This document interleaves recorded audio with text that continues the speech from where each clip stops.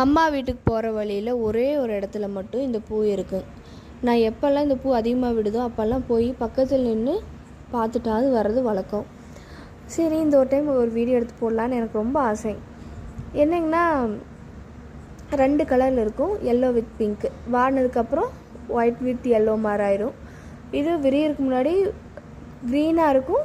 அந்த ஓரளவுக்கு மொக்கெல்லாம் கொஞ்சம் அந்த பூ விடுற ஸ்டேஜில் டார்க்காக இருக்கும் பாருங்களேன் அந்த பிங்க். ஐயோ சாமி, செம்ம கலரில் இருக்கும். சின்ன வயசில் இது எல்லாம் பொறிச்சிக்கிட்டு கமல் மாற வச்சுட்டு நெத்திச்சுட்டி மாற வச்சுட்டு எல்லாம் விளையாடி இருக்கோம். நீங்கள் இந்த பூ என்னென்னலாம் சொல்லி விளையாடி இருக்கீங்கன்னு சொல்லுங்கள். நாங்கள் இப்படி தான் விளையாடி இருக்கோம். ரொம்ப பிடிக்கும். காட்டிலேருந்து ஆடெல்லாம் மேய்ச்சிட்டு அங்கேருந்து பொறிச்சிட்டு வரக்குள்ளே வீட்டுக்கு வந்து பார்த்தா புஷ்ஷுன்னு அப்படியே வாடி போயிடும். ஆனால் மூஞ்சியும் வாடி போயிடும் சொல்லப்போனால்.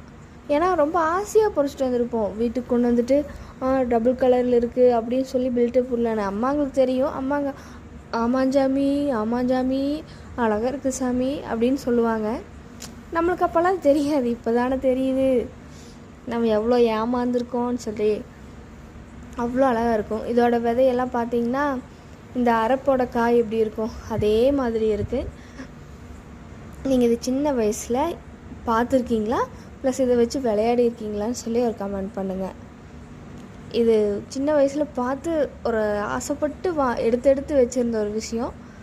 இப்போ அது எங்கேயோ ஒரு இடத்துல தான் இருக்குது.